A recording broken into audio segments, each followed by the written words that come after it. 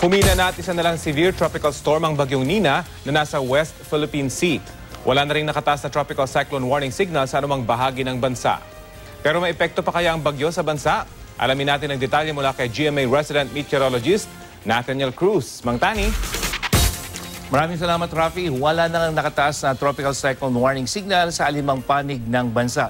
Ayon sa Pag-asa, huling namataan ang sentro ng bagyong Nina sa layong 440 kilometers dyan sa may kanluran ng Iba, Zambales at may taglay itong lakas ng hangin na 105 kilometers per hour malapit sa gitna at bugso na hanggang 130 kilometers per hour.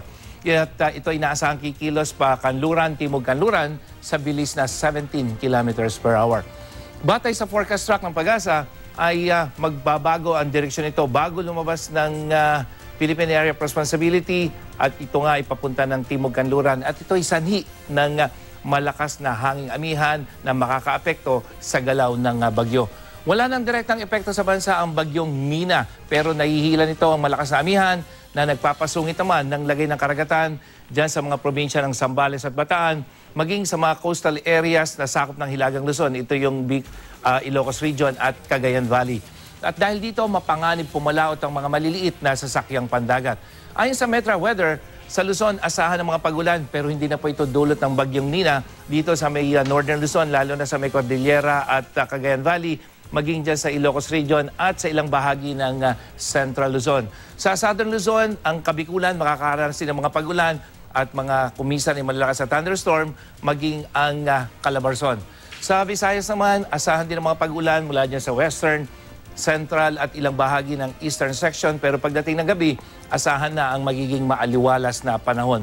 Sa Mindanao, may mga pagulan din, dulot ng thunderstorm dyan sa may Zamboanga Peninsula, Northern Mindanao at dyan sa may Soxargen at kumisan mga kapuso, malalakas na thunderstorm ang aasahan.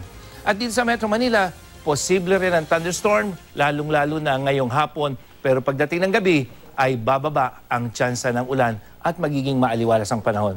Rafi? Mang Tani, nabanggit nyo doon sa forecast track, mukhang kakaliwa, pipihit yung bagyo. Wala naman sigurong balak bumalik pa itong si Nina. Mang Tani. Tama, Rafi. Walang inaasahan na pag-U-turn nito. Ito ay nagbago ng direksyon dahil nga sa malakas na hanging amihan. At yung pagliko na yan, Rafi, unti-unti yan ay hihina na hanggang sa mawala sanhi ng malamig at tuyong hangin na daladala ng northeast monsoon.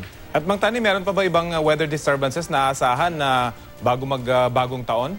Well, ayon dun sa wind forecast, Rafi, ng Metro Weather, ay wala tayong inaasahan na bagyo o anumang low pressure area na pwedeng mabuo maging sa labas o sa loob ng ating Philippine Area of Responsibility hanggang sa katapusan nitong Disyembre. At maging sa unang 3 araw ng 2017, Rafi, walang nakikitang pamumuo ng low pressure area o anumang sama ng panahon na makakaapekto sa ating bansa sa mga susunod na araw. Kaya, Rafi, ang bagyong Nina ang pinakahuling bagyo na para sa taong 2016 dito sa ating bansa.